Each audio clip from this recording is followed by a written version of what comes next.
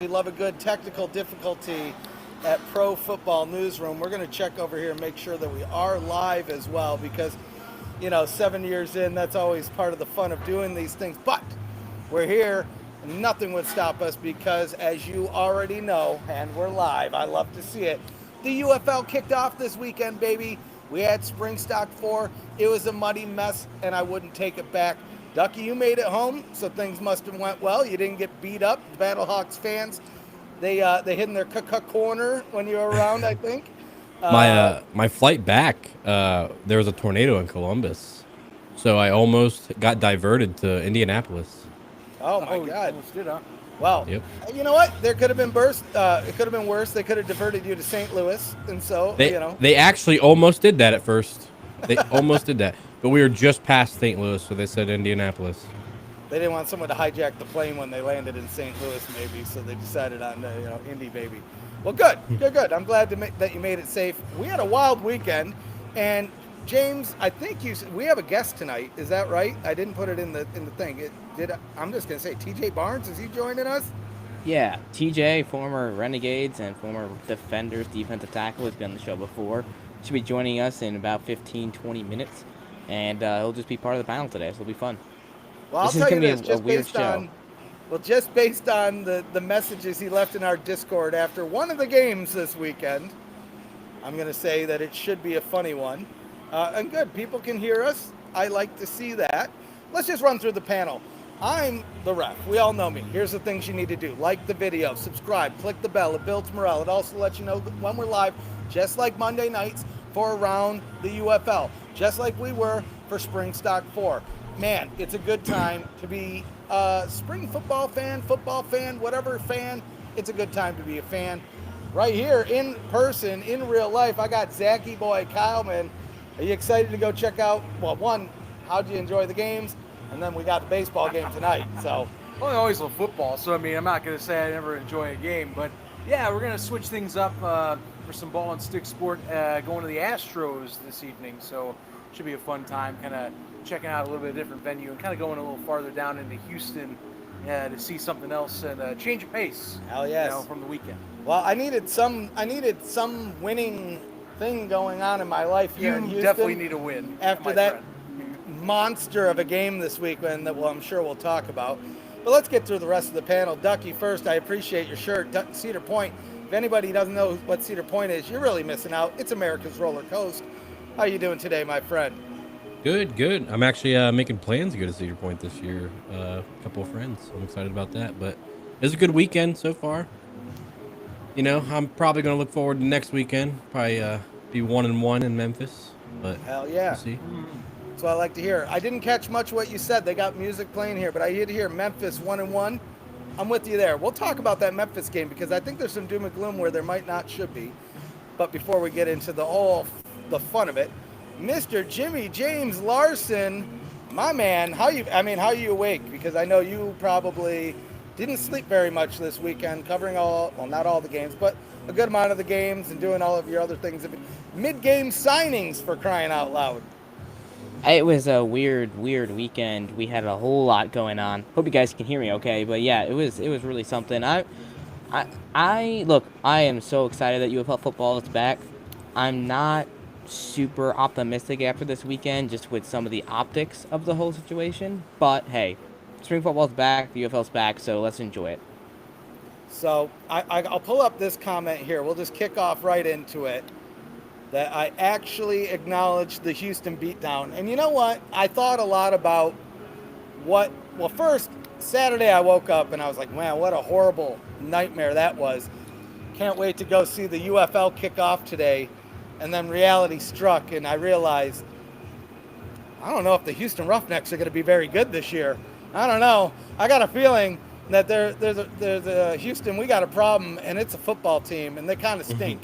And James, I think you put out a post that really encapsulated it over the weekend of Tom Cable seemingly coaching CJ on the sidelines. I mean, I don't know what else you'd want to call it, but maybe we do want to make a little bit of a switch there.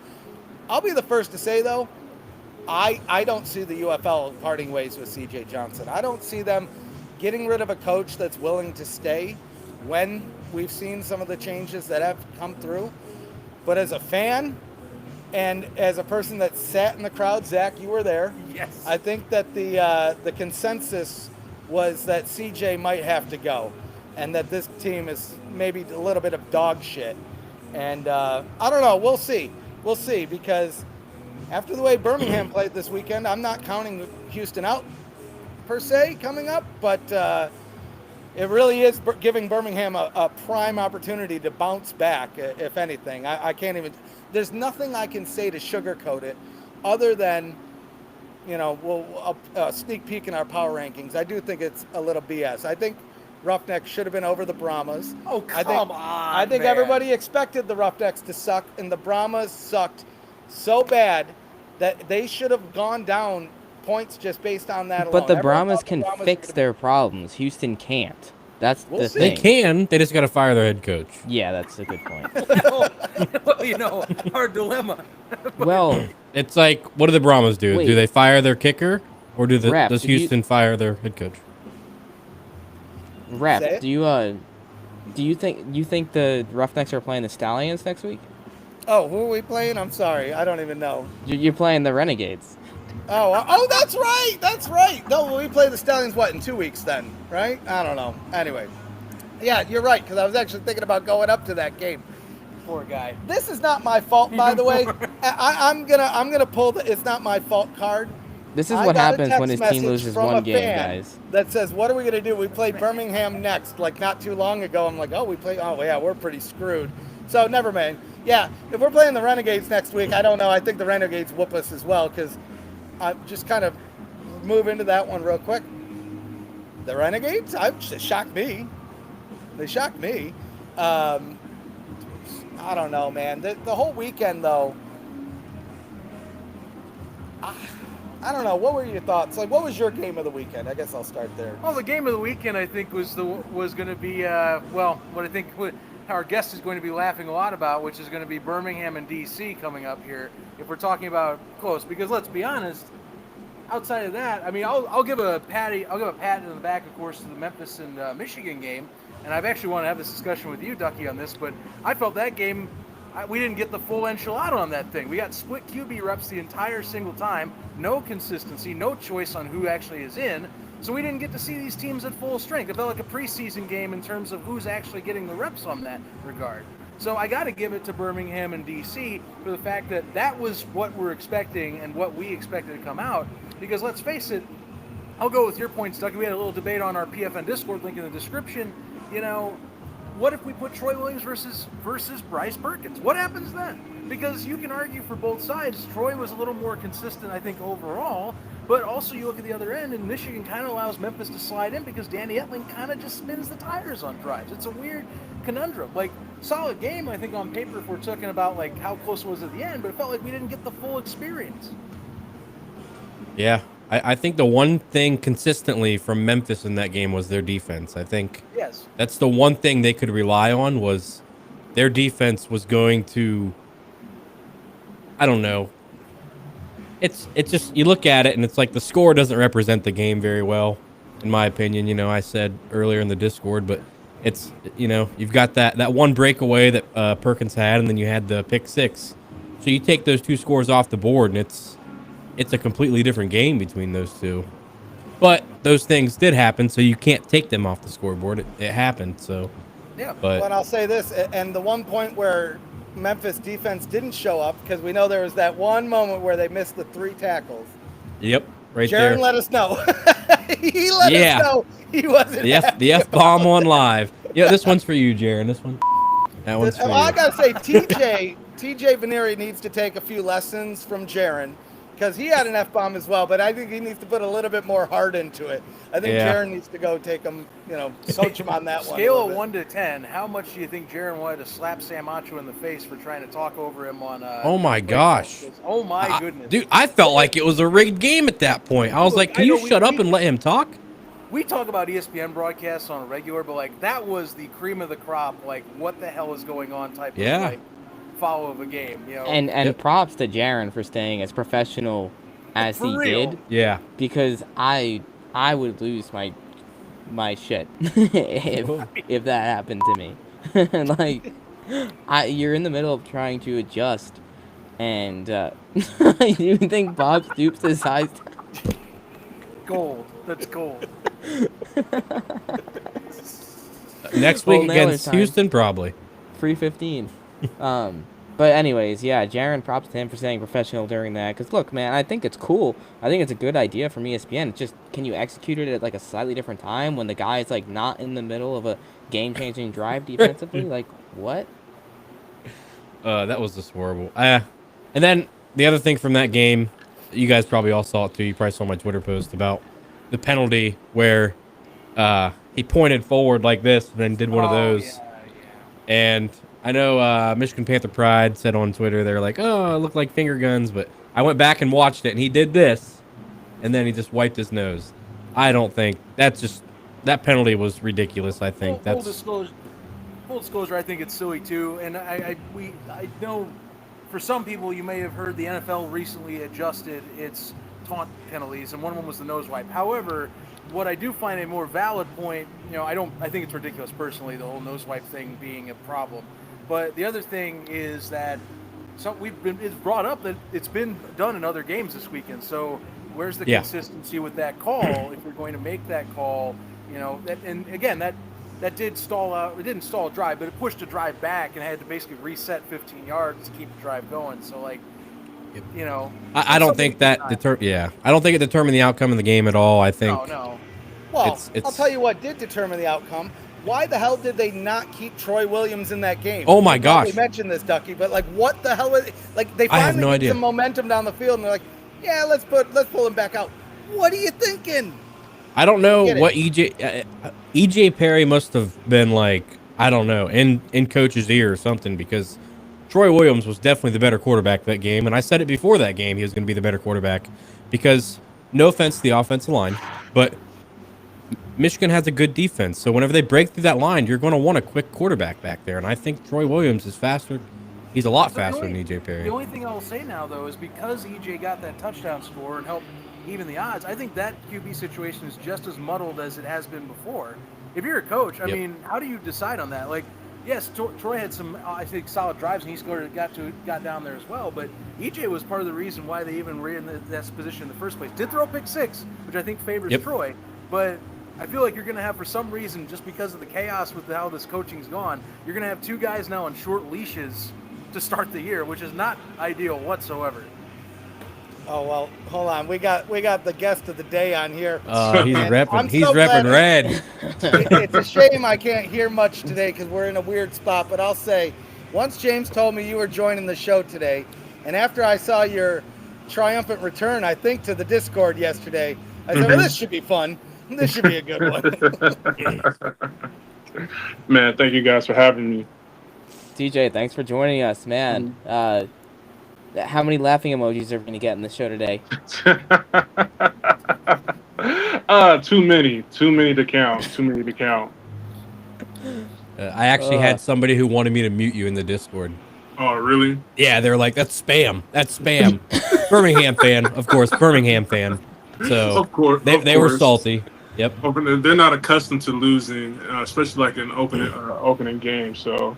Yep. First time ever. The Stallions have ever had a losing record, by the way.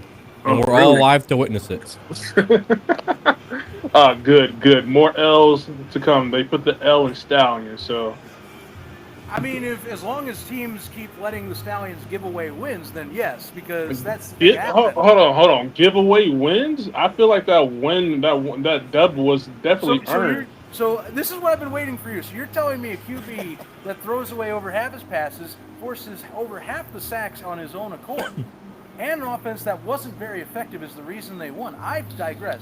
I saw a very lost Stallions team against that DC team. It was a very I will give credit to the Birmingham Stallions defense. They did play well. They played extremely well. They put the Birmingham's offense in positions to win, but when you're overconfident, you think you're going to get a 300-yard day, and you go against Greg Williams' defense. It's like, nah, that's not going to happen. I feel as though 300-yard games there. I'm wait. Was there anyone thinking that?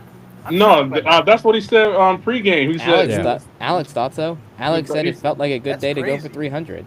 Yeah, you gotta watch the whole broadcast. You gotta watch I the whole. watched the whole thing though. No. Zach, you got to lock into Let's- ESPN, let's man. hit the What are you point. I'm doing? saying. He's a Fox guy. He can't Yeah, cross yeah. enemy You lines. think I'm not watching the whole broadcast? we gotta hit a pause. But yes. Anyway, Hmm. Well, let's break the awkward silence here. Hmm. I'm a little confused, honestly, with Birmingham. I thought that they had some momentum in that first half, and then they kind of went away from what was working. But TJ, your opinion on this? I was shocked that DC refused to put a spy on Alex, even though, like, Greg Williams' defense way better than Hmm. any of us. Do you have any insight on, what the strategy was behind that, letting Alex run for all those yards, but eventually, I feel as though they didn't want him to get comfortable with a 3-man rush. So just being able to send 4 dogs at him without having to blitz too much and like that, especially on that last drive. So just wanted to get 4 dogs just going at him. They just messed up their rush lanes in the interior. The 2 edge guys were forced them to step up and just didn't have one guy that's like, hey, I'm going to be responsible for Alex. So they just messed up their rush lanes, but end up getting him in the end. So that's all that matters. I feel as though also if you guys still had Martinez, I think that's his name, that game probably would have went different.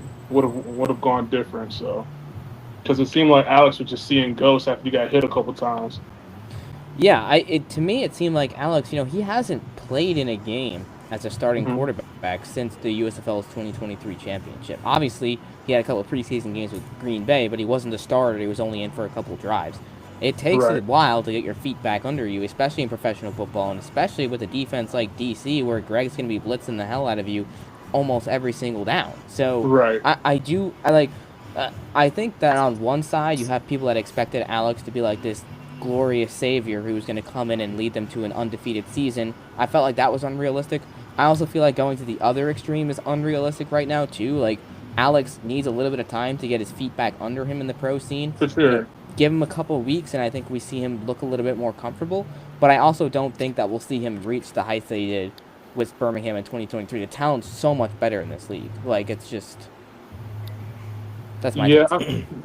I think he's not going to have that uh, same leash to go out and just do what he did in the USFL, especially like if they go to how they played last year, Martinez and then Matt Corral. I believe that's his name. Excuse me if I got it wrong, but how they were rotating quarterbacks for a while. So I don't believe he's going to have that same leash as he had once before, especially like the performance that he had yesterday. So I feel it's like he has to get whatever he has fixed has to be fixed this week for him to be confident, for everyone to be confident, like, hey, this is our guy. So Yeah. Which, speaking of Corral, I mean, he's also on that roster, and yeah. you wonder if, I know Skip is very loyal to Alex, but I don't see it out of the question that we see, especially if Magoo comes out this game against Michigan and he's flustered and making mistakes.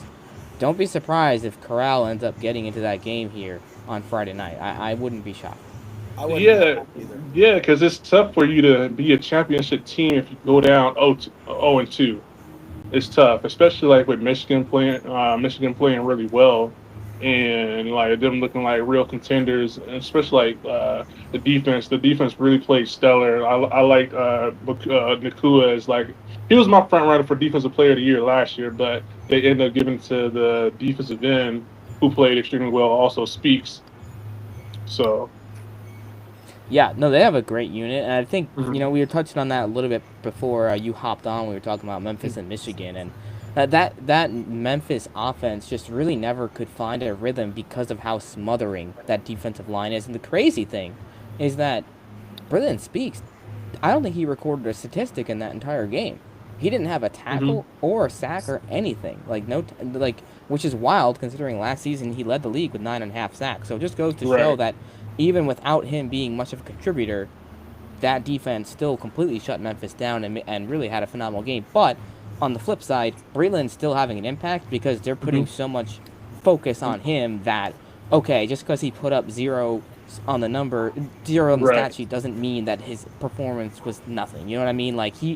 because of Breland being out there on the field, that's why we saw Kenny Willekes put up 6 tackles and a sack, and that's why we saw Rondell Carter get in there wrecking havoc, and Garrett Marino and everybody else. So, Mm-hmm. it goes both ways. But if Breland starts getting going, it's gonna be scary.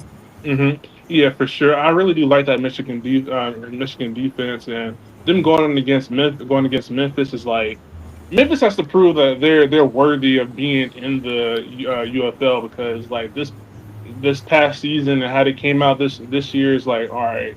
I know I got a couple guys over there, but they have to prove that they're worthy of being talked about, because it's like it's the same old show with Memphis. So. I'd be curious to get your thoughts on Arlington, your former team, and I mean that's a team that really impressed this weekend. I thought across the board, outside of all the penalties, they looked Yeah, pretty solid. The offensive line played impressively well, and that D line, I mean, they were getting after it.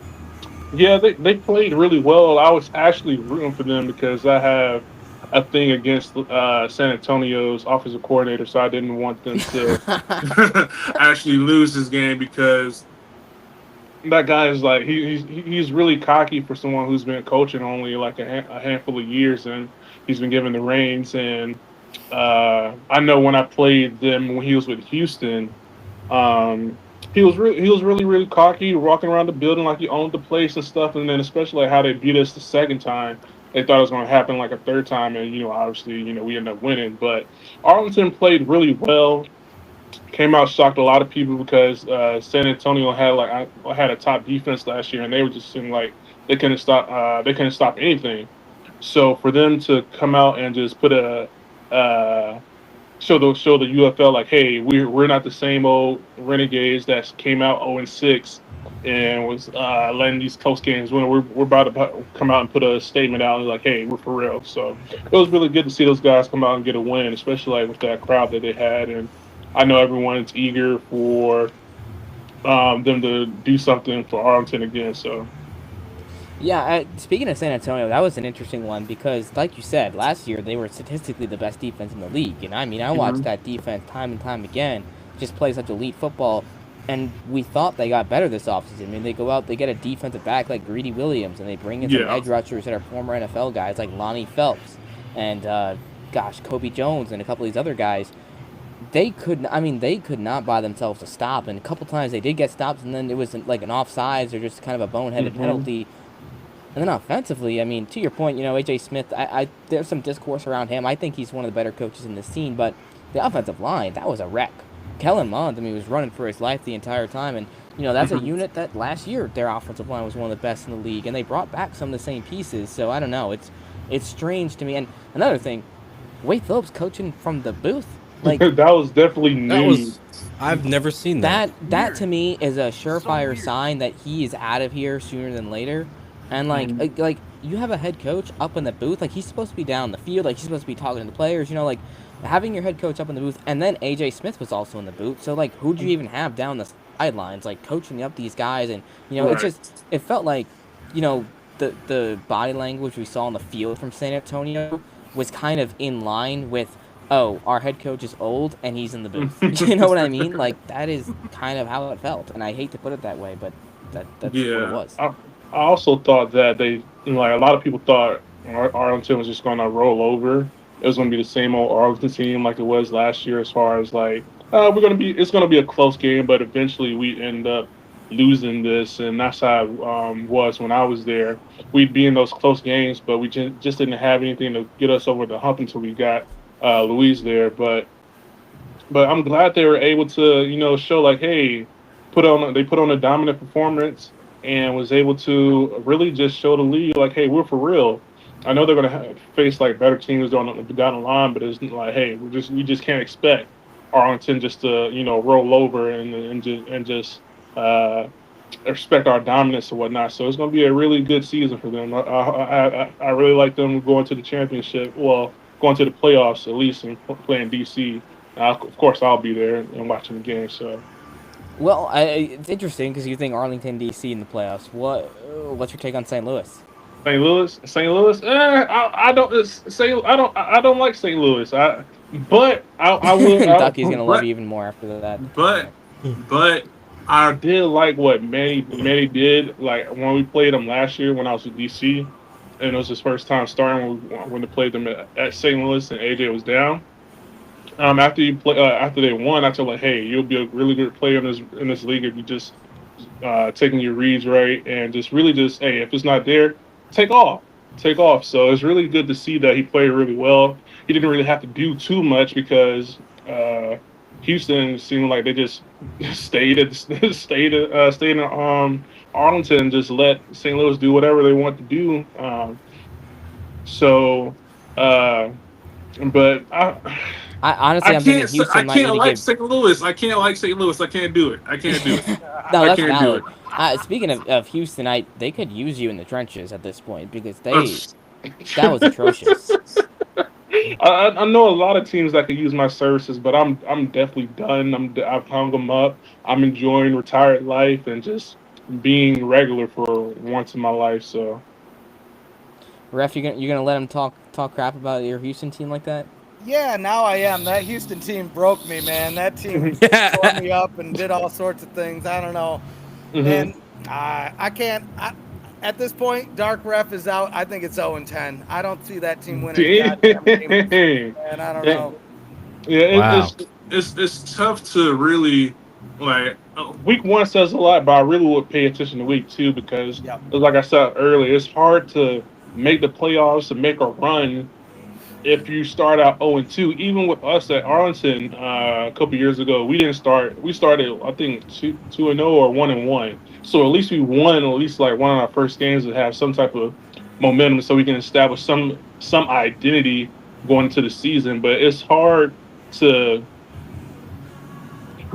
convince your team like, hey, we're gonna make the playoffs, and you still got a goose egg and you got two losses under your belt. So Yeah, we'll see. I guess ask me again in another week, but I'm not feeling too hot.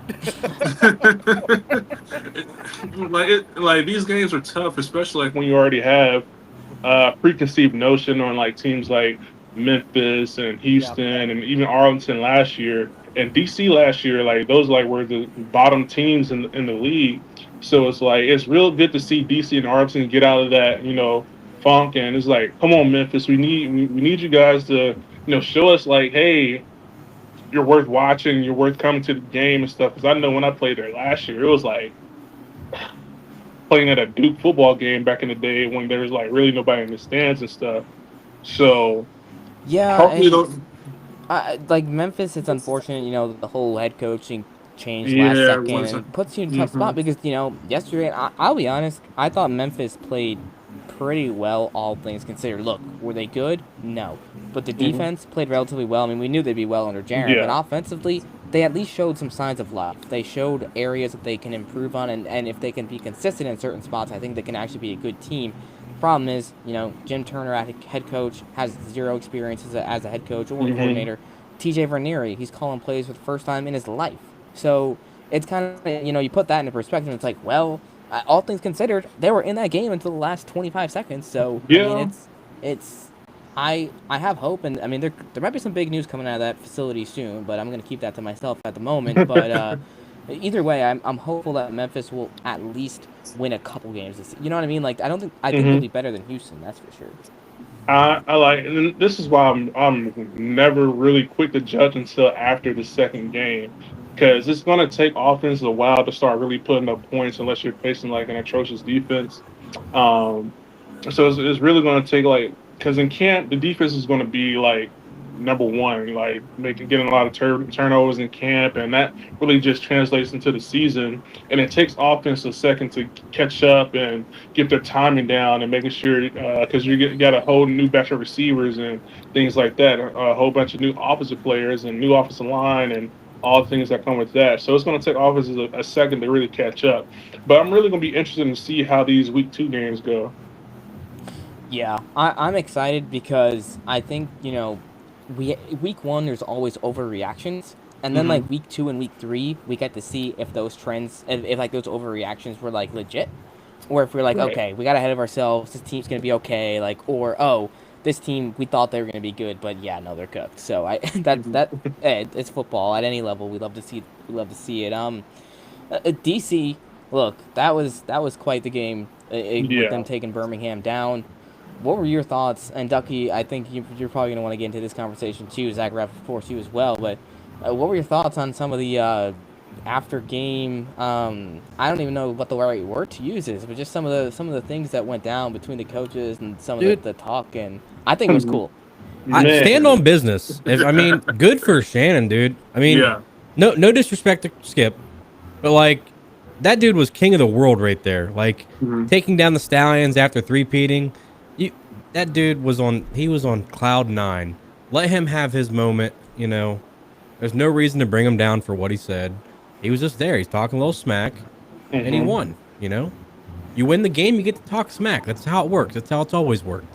And I didn't even know anything was going on until it was actually Ducky had said something in the chat because I was getting ready to turn Hulu off. I was like, hold on, what? Let me rewind and see what's going on. And I seen the whole back and forth, and it's like, that's the DC that was like, that was the identity of DC. When was it? 2023. All the bravado, the brashness and stuff. And like Dougie said, let him have his moment. Skip, you won 3 back-to-back, you know, and you've had all the glory and the reign to say whatever and stuff. And if you say it was a doorman, then, hey, that's what you get. If you did, then I wouldn't be offended by anything that, you know, Shannon would say. Like, okay, all right, we'll see you guys later on down the line, and let that be that. So I don't know. I get that side, but also we've met Skip. That just seems very weird for him to say, and I want more context. You know what I'm saying? Like, I take that a little extra because I'm like, that doesn't seem like Skip Holtz. Like, no, that's it's not. Really weird to me about that whole situation is there's missing context there, you know? And the thing is, we didn't get a clear answer because you're not going to answer that at a press conference because the league's going to be looking at you like, well, you just got caught on TV, so are you really going to give me an honest answer on the mic? You know, I don't think it's going to happen. We'll never know. But, like, that's the thing is I get his moment, though. Like, that's a high-energy moment. You just beat a 3-time champ. I'm with you guys on that, you know? It's just too bad we'll never know what the real story behind that most likely is, and maybe ever, if not several years later, is the thing. I'm going to do some digging to see if I can find out what was, like, the real thing. We need Insider TJ back on the show next week. My guess is it was Skip doing a little locker room talk with his other coaches, and word got out. And, you know, it was miscommunicated and blown into something bigger, which put a chip on Shannon's shoulder. And, well, that's what happens when you put a chip on somebody's shoulder. And here's something to monitor is Birmingham cut defensive end Kyle Phillips, and he landed with DC. Also had a big sack in that game. So you wonder, you know, you never know, but who knows if some of that talk got also, 8 sacks by DC. Sacks. That is insane. Yeah, I mean, rough go there, and it sucks when you watch, like I said, you watch the tape again, you see how much, and oftentimes Magoo just like panicked and put himself in positions to put him in that stuff. There were some great pressures, though. I'll give Greg Williams credit on getting him uncomfortable, so I will go back and cycle back to what TJ's talking with that. Absolutely, I'll hold that regard, because look, there's good Greg and there's bad Greg, and that was one of my big questions was, which Greg Williams are we going to get? We going to get the guy that does opportunistic blitzes and has weird timing of play choice, or do we get the Greg Williams that, you know, he gets on a roll, he starts going, okay, you know, you're already uncomfortable, okay, we'll just keep on dialing up. We got the good Greg Williams this time, and if we do that and have that consistent play caller on that side of the ball all year, potential's much higher up for DC than it is. I just have to see, you know, are we going to get like a Joker type of chaotic guy every week, or are we going to have more consistent chaos, like, or something like that, where you're like bringing down the pain? We'll find out, but that's a great start, I'll admit. That was the one thing I was impressed with DC. Defense, in terms of the pressure and like quality pressures and quality play calling, outsmarting on the coaching end, because Birmingham didn't adjust for squat on with what they were throwing at them. That was a great win that day. Yeah, I was hoping to see some type of slide protection, like having the running back chip in, and or that, because I know one thing they did to us last year, they did a lot of max protection, so we couldn't really get to Martinez until like late in the game, and had like a couple sacks there. But like it was just surprising to see like they didn't really do any adjustments and just let, all right, all right, we're not going to keep them in protection or give what was 74 or 73 some type of help or whatever, and just let D-Robe and 48 and all those guys just go out and just get them. That was really surprising to me. It was like, I mean, of course, I'm on this side, to hoping that that doesn't happen. But as the chess match, as a fan of the game, you're hoping to like we're going to slide protect, give them some type of help. So they have to do something so where Alex can see the pressure coming and not get hit in the back or whatever, or do some type of quarterback draws or some type of screen game to get the help the offensive line out. But you didn't see that, so it's like.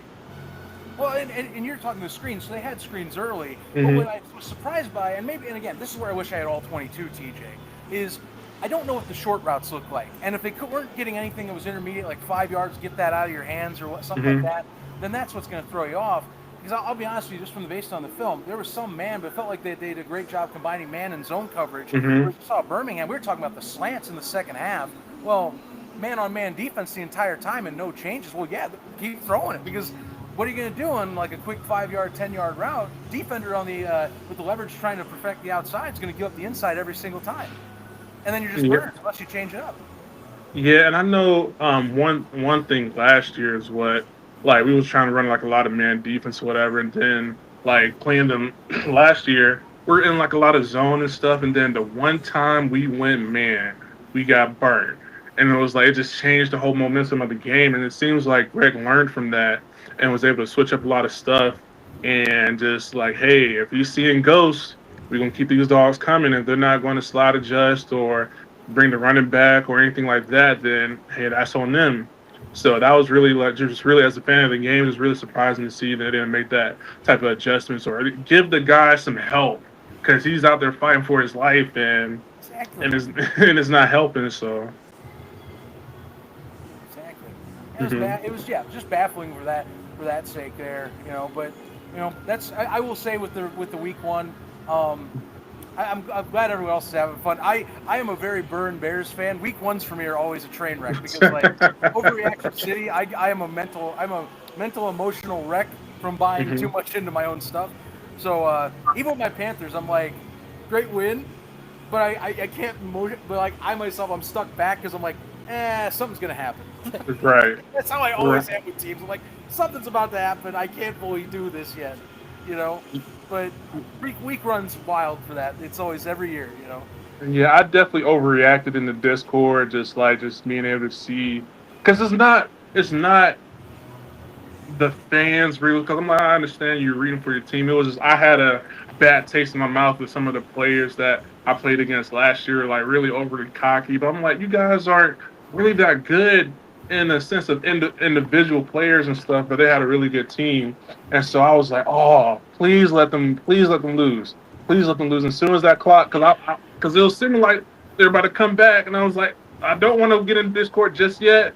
But as soon as the clock went 0, oh yeah, I'm letting it flood. I'm overreacting. I'm overreacting.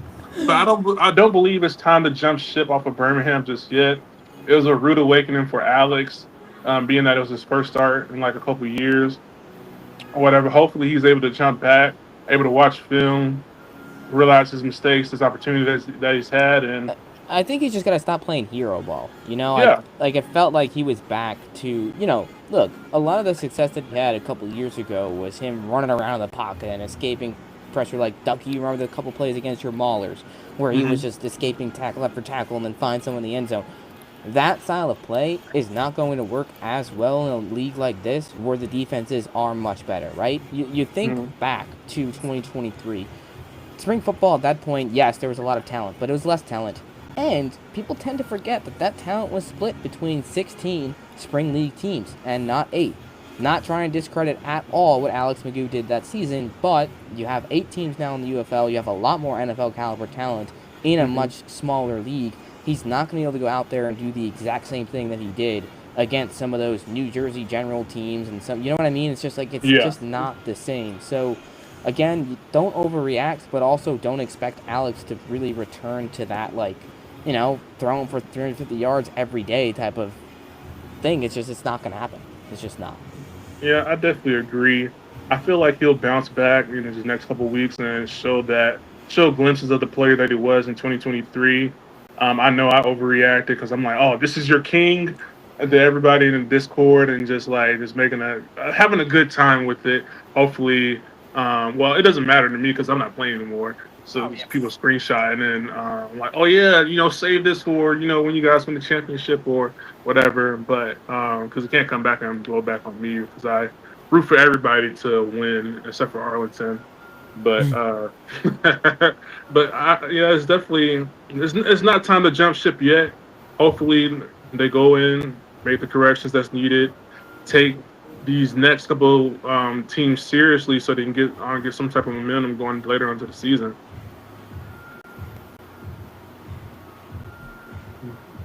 You're muted.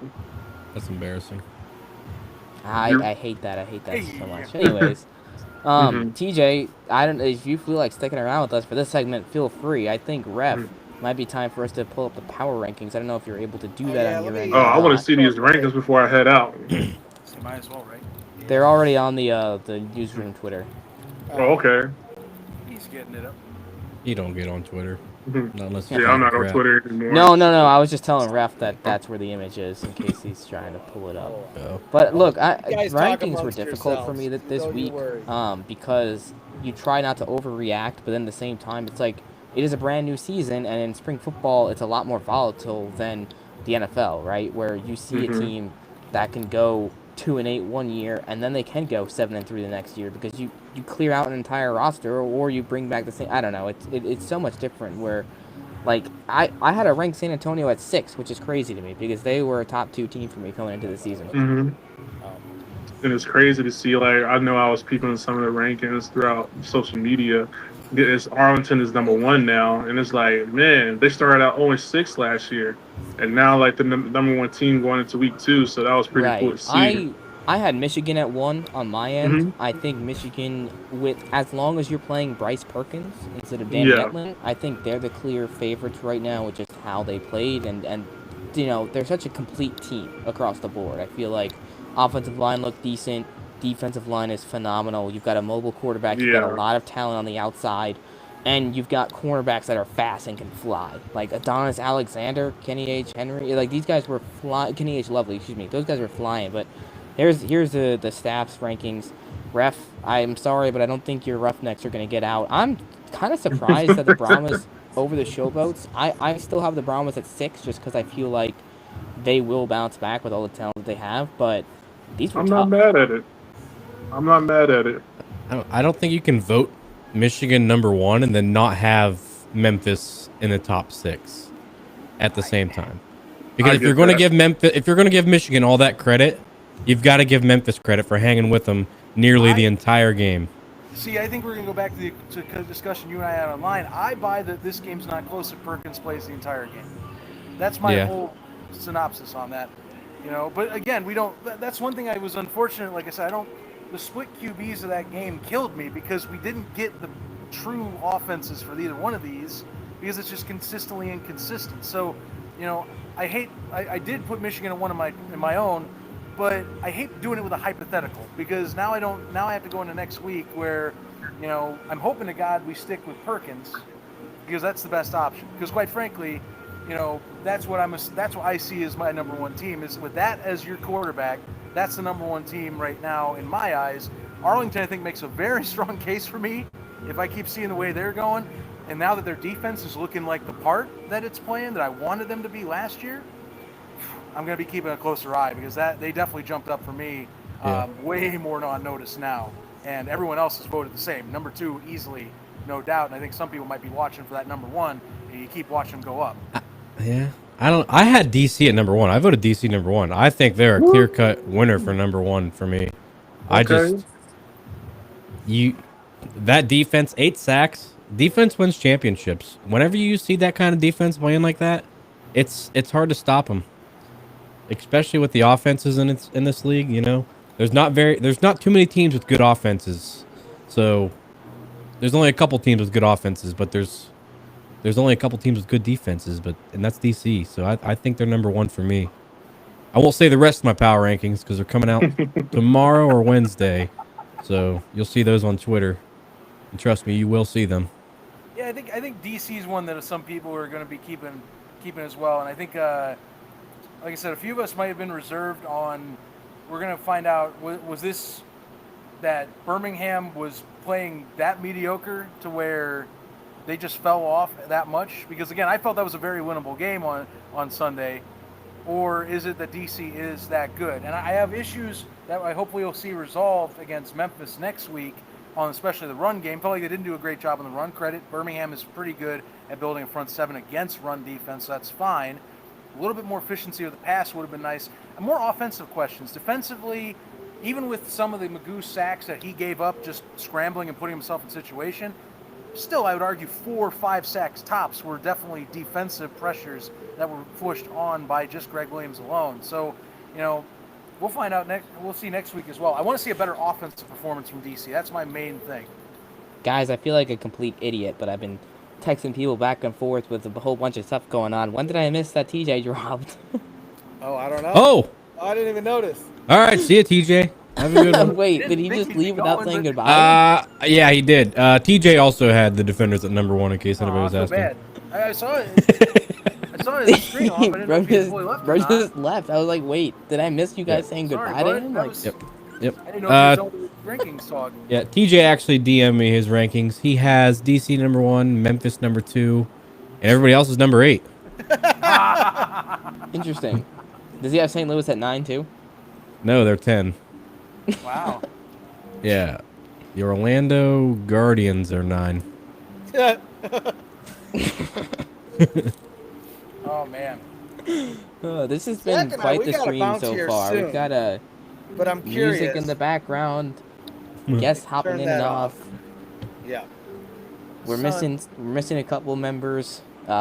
Jake and Thorne sadly couldn't be with us today. Rest in peace. But hopefully they're back next week. They're not dead. So what else Guys- we got? I mean, we had a whole weekend. I mean, I could go on about how predictions? much the Roughnecks suck, but they suck. Predictions for next week? What we didn't touch on, Ref, is kind of the tweet that I put out, and I do have an article hopefully coming out on that soon. But what do they do with CJ Johnson? It's hard. Great question.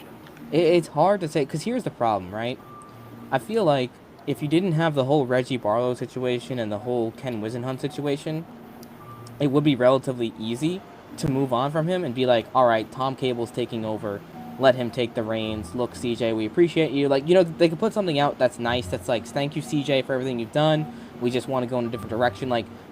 Mostly everybody would be like, this is a good thing for the league, because pretty much everybody knows CJ is not good for the league. The problem is you've already had 2 head coaches leave, and the media, the casual fan has only seen the mainstream media cover that the UFL lost 2 head coaches. They don't know why they lost both head coaches. They just are like, oh my goodness, 2 head coaches are gone. So now, 1 week into the season, if the UFL fires one of their other head coaches, that's 3 head coaches gone within the first week of the season, and that's a really bad look for the league. So optics-wise, I feel like you can't let CJ go right now, even though that should be what happens. I honestly, I think even if there was the Barlow situation and the Wisenhunt situation, if those weren't around, I still don't see them getting rid of CJ. I think they keep whatever coaches are willing to coach in that league. Maybe part of it is, hey, look, you're willing to take a chance on us, so we're going to repay that back to you. Maybe it's, you have somebody in the role, why shake it up? Part of me does draw back to, what happened with Flip. Maybe he was pushed out, maybe it does open the door. But I just don't see it happening with CJ, unfortunately. And that's the sad thing, because up until this Friday night, I was a big CJ champion. Me and his iPad could be, theoretically seen on a good night out at an Applebee's, but not anymore.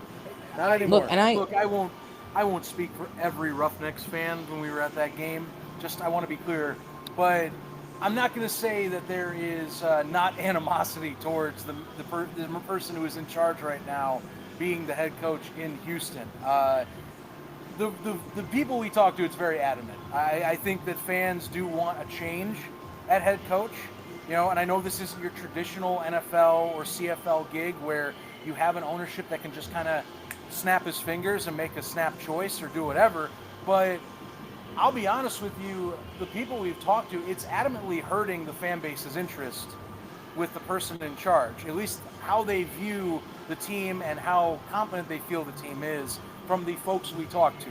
Again, not speaking the whole fan base, but it was very frequent, the amount of times that he was brought up, and it was not in a very good light in terms of what the team is going with the direction. So that's where I'm saying, if you're dead set on wanting this market and wanting to stay in Houston and wanting to, for the betterment of the interest of your fans, you might have to make a tough decision. And I don't know if they will, but you do, and I like James is talking, Tom Cable's sitting right there. This wouldn't be his first rodeo. He's done head coaching duties in the past. It's a very much more, I think, convenient switch right there. And you're The question is, what do literally you want to do with them? you're literally posting in the middle of the game. You have an all-access segment where you have C.J. Johnson clearly being coached up by Tom Cable. Cable's telling him how to run the football team, what they need to do coming into the second half, and BJ's just kind of taking it all in as if it's like the first time he's heard anything like that too. Like the whole it's just such a bad look for Houston. Like I'm shocked that they put that on the air, if I'm being honest. Well, yeah, and that you don't want to, that all access segment. So that plays again into, I think, if you're a Roughnecks fan watching that, you're not at the game, you know, you're going, okay, well, clearly this is not being a very well managed team. If I have an OL coach coming up and doing a head coaching role or teaching or pumping up a head coach on the side right now, there needs to be a discussion. I know there's some chaos right now with the league and some other discussions and things that are going on in that space, but do you want to see some better performance? Do you want to see some more engaged guys? That's the thing you need to ask. And again, Tom, I think, at least provides some of that. He's been in the space. He's been in the NFL as a head coach. Yes, it was a short tenure, but still, that's better, I think, to try that than to continue the same path, go through a 10-week season again, and just depress that fan base even more is the deal. And it was not, I would say, not very uppity up fan base right now. And I'm not speaking just this guy sitting next to him and consoling him in a game. I'm talking to people we sat around during that game, talked to that game. There needs to be something. I really honestly believe that. Yeah, I can't believe they aired that too. The whole Tom Cable thing. I don't know why. Like ESPN, like as like a partnering thing with the UFL. Why would you air that? That makes no sense. I don't know what they were doing broadcasting that. I don't know. I just don't like ESPN. That's cool. Truly a Fox guy, because they wouldn't do something that stupid, but it is what it is, I guess, from them. But somebody said in the chat about Mark Thompson, and I think that's all Houston needs to do is bring Mark Thompson back to save CJ. I don't think Mark Thompson wants to come back. I got a feeling after some of those tweets this weekend. We saw him chirping. Problems besides that. God, the one really made me laugh was how he said that. I guarantee you that he's in the locker room right now telling the players about something that happened back in his time in New Orleans. I was just like, oh my gosh. You guys won't believe what I did with the Saints 30 years ago. Oh, man. And this is why we love spring football. I mean, as much as it hurts, it's still fun to watch all the little pieces fall into place. We're still early in the season. Anything could happen. The Roughnecks, you know what? Maybe it was a preseason game. We'll find out soon enough. When maybe we go 9-0, 9-0, 10-0, 11-0.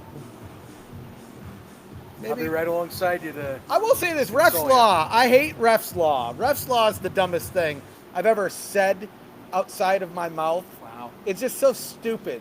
How, again, year 4, here we are, refs law. Over the years, this man's souring on the thing he created. And yet can't destroy. Sometimes you talk a little shit, and then it just hurts when it happens. I'm on mute. Every freaking time I'm trying to talk, I'm on mute. I'm seeing some comments here. We got only Mark Thompson and Diggs can save the Stallions. Can we pull that one Diggs, up? Dude. Hold on. Where is this one? Oh, here it is. Jason's definitely in there. I don't know how Diggs isn't on a team. Yeah, I'm kind of... Chase Sternberger. Oh, I love it too. Lucy and Medina. Finally, the preseason comments are here.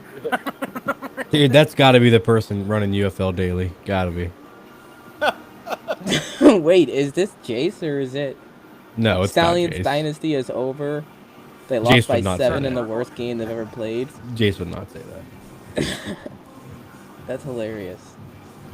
Good old chat. Good old chat. You guys got predictions for next week or this week? Yeah, probably. Let me pull up the schedule here. So kicking it off, we got the Stallions and the Panthers. Zach, I gotta start with you. Stallions and Panthers next week. Think the Panthers are going to continue that streak? So as I'm going to continue to be as we were talking with DJ, I don't buy my teams. I still am holding on my stock because I'm very standoffish on being fully bought in because I need to see how this team grows and what they solidify. If they pick up and start with Bryce Perkins right away and they don't do any split reps, they just consistently say, Bryce, you're the guy now. We saw the performance against Memphis. You are number one. Then I'm feeling much more confident that they go into this home game and have a legitimate shot of beating Birmingham. I think that defense definitely has it up to the task. I do think, though, that to keep the Michigan Panthers defense off the field so we're not having quick drives, you got to be able to have Price and company in, and you have to have long, sustainable drives to keep away from Birmingham. That's how I view it, because I agree with some folks that are in the comments right now. If that's the worst that they're going to be all year, and I still buy that, you don't want to have them with another week having to reset and adjust some things and have them come in and not play your best game or not decide what you're doing with your best players. So if they start Bryce Perkins, I'm leaning slight confidence they can get it done, but it's not very confident. I'll go with Michigan, but that's my fandom coming through most part. I don't trust it yet because it's only week 2. That's how I'm viewing it. I'll keep it short. I think the Stallions are going to rebound next week. I think they're going to have a little bit more fire under their ass to get it done. Michigan, they were good, but they still kept it open for Memphis to come back. And with a team like the Stallions, they might not have been able to get it done with DC, but I think that they might be able to get it done with the Panthers, especially because Skip is not going to be going in that locker room with a nice, friendly attitude. He's going to want to win that game. That's exactly what I was going to say. I'm going to pick Stallions too, just because I would hate to be the other team that has to play them the week after that. And Skip Holtz, he gets fired up and he wants to win. And especially with it being a conference game, the playoffs matter. It's only an 18 league, they're going to be. He's going to be fired up. He's going to win that game. Next week, Mike Nolan's the doorman. My God. Wait, no, the doorman won last week. Well, Skip's the doorman. Yeah, exactly. There you go. Doorman wins. These comments are hilarious. Doorman wins. He's the first one there. I guess my prediction. Gosh, this one's really tough. I feel like Michigan has momentum right now. I feel like they're actually low key the favorite at this point. Now, I do think Birmingham. Do we see Birmingham lose 2 games in a row? Mm-mm. I doubt it. We've never seen that happen before. If it does happen, then we really need to have some conversations about Birmingham. But we'll see. And that's a good point from Chad here in the comments. I mean, both these teams have to play. This is a really fast turnaround for them. They played Sunday, now they got to play Friday. So I think it could go either way. I do kind of like Michigan being at home. I think that helps them a bit. I think they have the edge. I think they'll I think Michigan has a slight edge. Other games, Arlington's going to whip Houston. I mean, that one's just kind of a given. I think DC beats Memphis. And then San Antonio, St. Louis. Give me St. Louis at home. I think that home crowd's going to get them past. Yeah, I'm taking St. Louis in that one too. Home opener for them. Easy. Honestly, it might be, outside that first game, it might be a home team sweep. I'm looking at DC Showboats. DC should be able to win that. Renegades, Roughnecks. Renegades should be able to win that. Battlehawks, Brahmas, again, if things stay the same as they were. Dude, it's funny, Ducky, we got called out a little bit on our spring stock appearance. I saw that. You made the comment about St. Louis doesn't have a running game. And, sometimes you say things and it comes and bites you in the ass. But if they can continue that running game, I mean, I don't have much hope for the Brahmas this weekend against that either. So, I don't know. Zachy boy, you and I kind of have to drop. Any final thoughts before you and I jump out of here? Most part, let's have a good rest of the year. Honestly, I mean, I'm fascinated to see where these teams develop post week one.